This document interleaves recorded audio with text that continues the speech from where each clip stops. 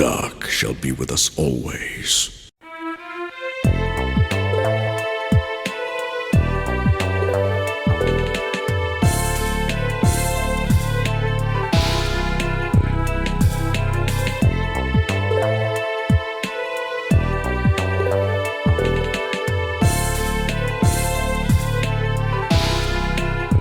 Every fighting game has a character in its roster that the developers consider to be the game's mascot. The most common example of this would be Ryu in the Street Fighter games. For Darkstalkers, it was the vampire Demitri Maximoff. Early designs for the character took inspiration from numerous depictions of the vampire as seen in film and manga over the past decades. The final design gave him a very pronounced and exaggerated muscular structure, a style that's become prevalent in a lot of Akira Yasuda's characters. The look of a European nobleman stayed constant throughout the series, as the general idea for his design was no doubt primarily based on Bram Stoker's Dracula. Dimitri shared a lot of characteristics commonly seen with vampires, like the ability to transform into a swarm of bats, but he also had the ability to launch fireballs and other special attacks that made him look and play similar to anyone familiar with Street Fighter's Ryu and Ken. Haruo Murata envisioned Dimitri to have a very arrogant personality combined with a sadistic nature beneath his refined appearance, which he occasionally exudes in his victory quotes and animations.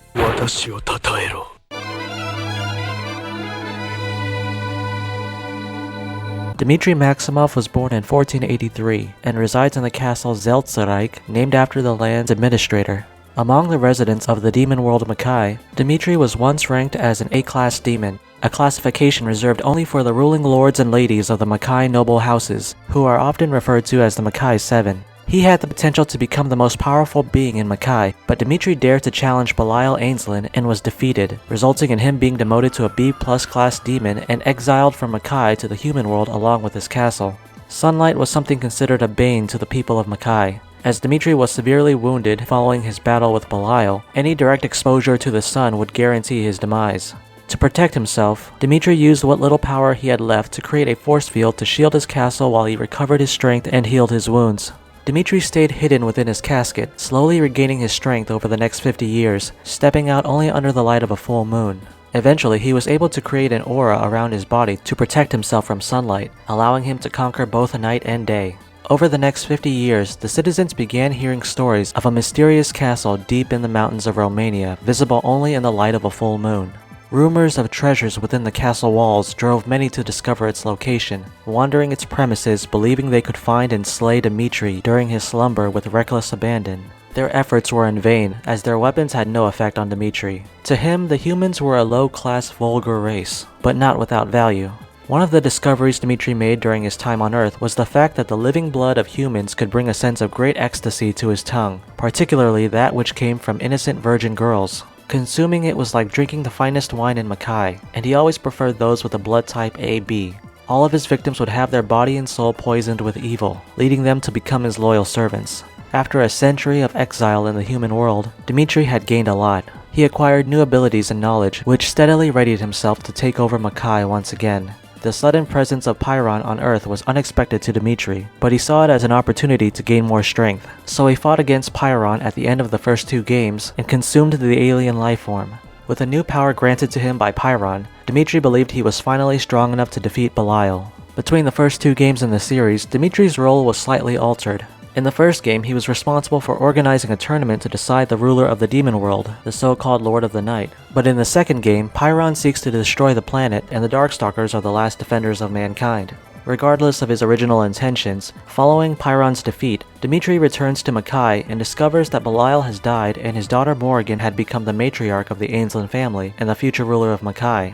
While Morrigan couldn't care less about her newly received inheritance, Dimitri sees her as his new rival and vows to defeat the succubus. Just as they are about to fight, Dimitri and his castle are sucked into a new dimension called the Majigan, created by the demon lord Jeddah, resulting in their showdown at the end of Vampire Savior. What happens to Dimitri next has been open to speculation. In the arcade ending to Vampire Savior, Dimitri defeats both Jeddah and Morrigan, consuming the blood of the latter and making her his new slave.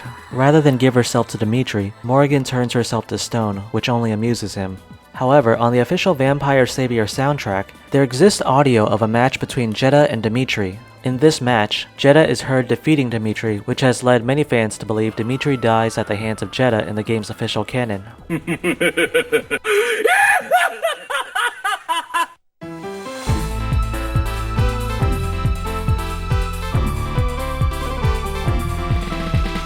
Both of Dimitri's endings result in the demise of either Dimitri or Morrigan, which means neither of them are likely to have officially happened, since both of them are considered the franchise's two flagship characters. Dimitri and Morrigan are considered the eternal rivals in the Darkstalkers franchise, which has many people drawing comparisons between their relationship and Ryu and Ken in Street Fighter. Besides their backgrounds as rivals, they also share similarities in terms of game mechanics. While Ryu and Ken's background has them as childhood friends, Dimitri and Morrigan have much more contrasting views of each other.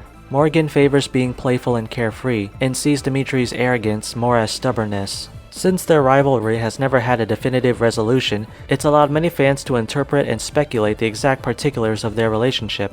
Dimitri is voiced by Nobuyuki Hiyama, who most people may also know as the voice of Joe Higashi from Fatal Fury, Batsu from Rival Schools, or Adult Link in The Legend of Zelda: Ocarina of Time.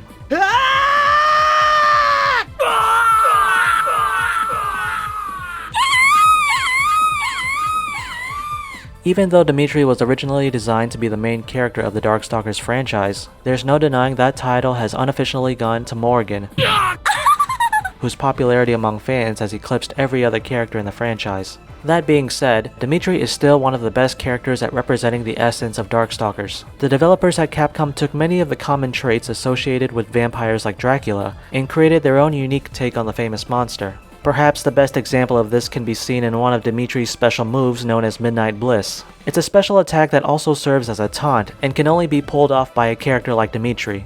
During Midnight Bliss, Dimitri transforms his opponents into a form he finds more desirable before seducing them and consuming their blood. The premise alone would be compelling enough, but when Dimitri does this to a male opponent, however, he somehow manages to change their gender too. Midnight Bliss has become not just one of Dimitri's most famous attacks, making an appearance in every one of his crossover games, but one of Darkstalkers' most popular aspects, because it comes off as very unexpected to the player, and yet very fitting to the series' universe at the same time. Seeing the series' male characters as female has become so popular that it's inspired all kinds of fan art on the internet.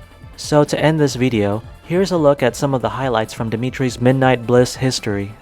Come on, baby. お似合いだな Come on baby Come on baby お似合いだな Come on baby Come on baby お似合いだな Come on baby お似合いだなお似合いだな Sorry, kiddo. Huh. Come on, baby. お似合いだな Come on, baby. Come on, baby. お似合いだな Come on, baby. Come on, baby. Come on, baby. お似合いだな Come on, baby. Come on, baby. 決まったな。